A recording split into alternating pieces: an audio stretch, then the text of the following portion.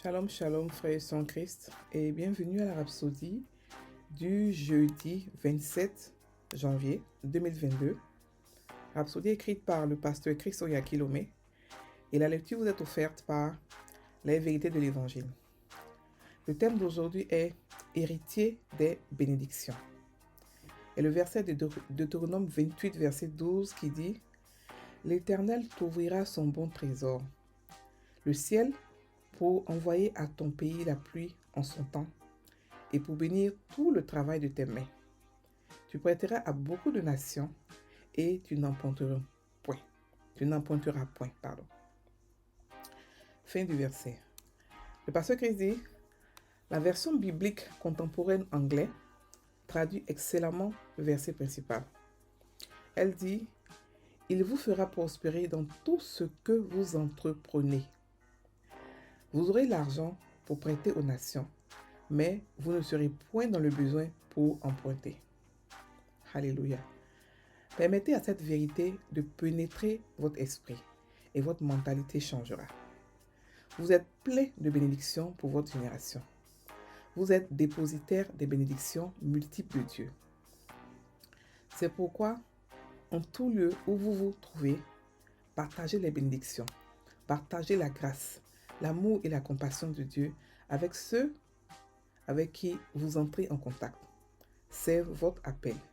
Donnez, en raison de qui vous êtes et de votre origine. Vous êtes la postérité d'Abraham.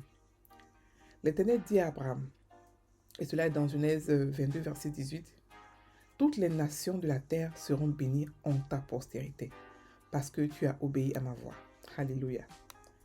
Le Seigneur Jésus fit tout ce qu'il fit sur la croix afin que la bénédiction d'Abraham eût pour les païens son accomplissement. Et cela a été fait. Galates 3, verset 14 le dit. Gloire à Dieu. Maintenant, nous avons reçu la promesse de l'Esprit. Galates 3, verset 29 dit, « Si vous êtes en Christ, vous êtes donc la postérité d'Abraham, héritier selon la promesse. Le monde vous appartient. Soyez conscients de cette vérité. » Alléluia. Fin de la Rhapsodie. Le pasteur aujourd'hui parle de la prospérité, qui est un message encore d'actualité, qui est un message dont on a tous besoin. Plusieurs personnes se plaignent qu'il y a des pasteurs qui prêchent la prospérité, ils sont des pasteurs de prospérité, mais ce n'est pas le cas. L'évangile, la bonne nouvelle, comporte la prospérité. C'est un package. Il y a dedans la santé divine, la prospérité, la nature de Dieu et plein d'autres choses encore. Donc la prospérité fait partie de la bonne nouvelle. C'est pour ça que Jésus a dit, pauvres, soyez heureux parce que la bonne nouvelle est pour vous. Le royaume des cieux est pour vous. Vous les pauvres. Il a cité tout le monde parce que tout le monde est concerné. Et ici, je vais reprendre le verset d'ouverture qui dit, « L'Éternel t'ouvrira son bon trésor, le ciel pour envoyer à ton pays la pluie en son temps, et pour bénir tout le travail de tes mains. Tu prêteras à beaucoup de nations et tu n'emprunteras point. » Alléluia. Cette vérité, elle est toujours d'actualité. Et ici, on nous dit, le verset est au futur. Parce que c'est une prophétie qui nous concerne, nous, les chrétiens. Et même cette prophétie, même si elle est futuriste, dans le temps où elle a été prophétisée, et les juifs de ce temps-là l'ont utilisée, l'ont prouvé qu'elle était vraie. Et aujourd'hui, nous voyons que les Juifs dominent le monde. Alléluia. Donc, il y a une autre version qui donne une meilleure version qui nous dit « Il vous fera prospérer dans tout ce que vous entreprenez. Vous aurez assez d'argent pour prêter aux nations, mais vous ne serez point dans le besoin pour emprunter. » Alléluia. Nous devons tous, en tant que chrétiens, méditer sur ce verset pour être conscients de ce que Dieu nous a donné. Parce que beaucoup d'entre nous croient que Dieu bénit des gens bien précis ou des gens qu'il aime ou ses gens préférés ou on vous bénit par rapport à votre souffrance. Non, on est tous bénis. Et celui qui reçoit la bénédiction, c'est celui-là que la bénédiction est visible. Celui qui sait comment la recevoir, celui qui sait comment l'utiliser. On ne devient pas riche du jour au lendemain. La richesse, c'est pas un jeu de hasard. Non, c'est pas un coup comme ça, Dieu te bénit, tu deviens extrêmement riche. Elle se prépare. Elle se prépare dans la discipline. Elle se prépare dans des objectifs bien précis. Elle se prépare lorsque tu aides, tu sais, tu vois un besoin et tu pars servir. Pas dans le but de s'enrichir, mais dans le but de servir. Alléluia. Et c'est comme ça que nous prospérons. Nous prospérons en servant. Et lorsque nous faisons cela, la Bible dit que il nous fait prospérer dans tout ce que nous entreprenons. Nous sommes des entrepreneurs. Nous sommes la solution de ce monde. C'est pour ça que nous devons entreprendre en tant que chrétiens. Nous devons entreprendre, aider les gens, servir, voir, regarder un besoin quelque part autour de vous et puis ayez l'envie de servir. Priez, Seigneur, ce besoin, comment est-ce que je peux le faire? Comment est-ce que je peux aider? Et comme ça, la richesse va suivre. Alléluia. Et on dit que nous aurons assez d'argent pour prêter aux nations. Mais nous ne serons point dans le besoin pour en pointer. Ça veut dire que c'est nous. J'ai fait un coaching où j'ai expliqué que le chrétien peut aider les nations, aider surtout les gouvernements à ne pas oppresser leurs nations en aidant financièrement les gouvernements. Alléluia. Et c'est ce que beaucoup de juifs font. Ils influencent les gouvernements avec leur argent, ils aident pour apaiser les guerres, pour faire plein de choses.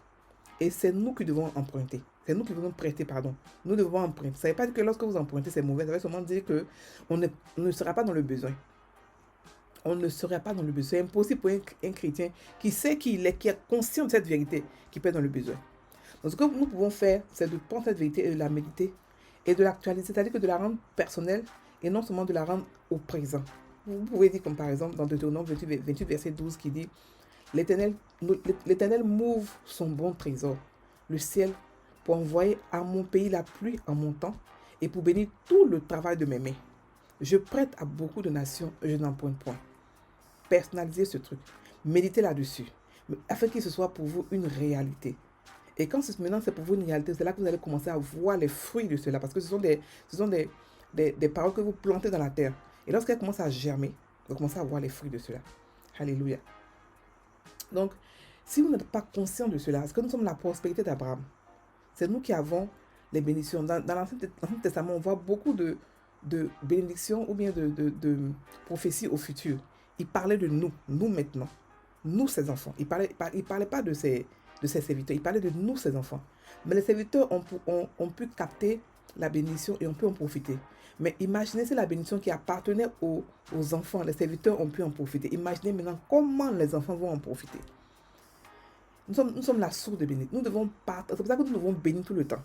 On n'a pas à se plaindre si un pasteur ou quelqu'un d'autre fait la même chose que nous. Non, on est tous égaux et le monde est assez grand pour nous tous. Il n'y a pas de compétition entre nous. Il n'y a que l'amour et la compassion. Nous devons partager les bénédictions, nous devons aider, nous devons être contents, célébrer nos frères et sœurs qui en sont en train d'avancer financièrement. Parce que quand nous avançons tous, c'est le royaume des cieux qui avance. Ce n'est pas une super, c'est le royaume des cieux qui avance. Notre argent doit contribuer à l'avancement du gospel. C'est-à-dire qu'on fait un business, ça marche, oui, on prend, on aide. Mais le business qui marche, ça doit être un business qui est orienté vers une solution à un problème. Pas parce que ça marche par ici chez le voisin, on fait ça. Non, on n'est pas comme ça. Nous, on apporte la solution. Le monde nous appartient. C'est nous qui dominons, c'est nous qui apportons la solution. Alléluia. Donc, à cause d'Abraham, nous avons été bénis. Et Jésus aussi il a tout fait pour que la bénédiction d'Abraham soit pour nous qui étions païens avant, qui ne sommes pas dans le programme de Dieu, pour que nous puissions avoir ces bénédictions. Donc, nous devons en profiter. Alléluia. Le monde nous appartient. Nous devons être conscients de cela. Tant que nous ne sommes pas conscients de cela, cette vérité ne va jamais agir. On va avoir des miettes. C'est-à-dire que de temps en temps, quand on a des problèmes, Dieu nous donne l'argent exact qu'on doit, on a besoin, exact, ce qu'il faut. Mais on n'est pas dans le surplus, alors qu'on est des enfants d'un Dieu riche. Pourquoi? Parce que nous ne sommes pas conscients de la richesse que nous avons, que nous possédons. Alléluia. Donc, frères et sœurs, soyons conscients. Méditons là-dessus, sur cette parole. C'est par ça que nous serons conscients et ça va commencer à agir sur nous. Alléluia. Donc, on va prendre la prière. Vous pouvez répéter après moi. Cher Père Céleste, quel honneur d'être un héritier de la bénédiction d'Abraham. Un convoyeur de ta bonté et un distributeur de tes vérités éternelles. En tant que postérité d'Abraham, je marche dans la justice, la victoire, la santé et la domination aujourd'hui. conscient que je suis béni pour être une bénédiction. Partout où je vais, je commence et distribue la bonté de Dieu pour le bien de plusieurs. Au nom de Jésus. Amen. Frères et sœurs, passez une bonne journée et soyez bénis.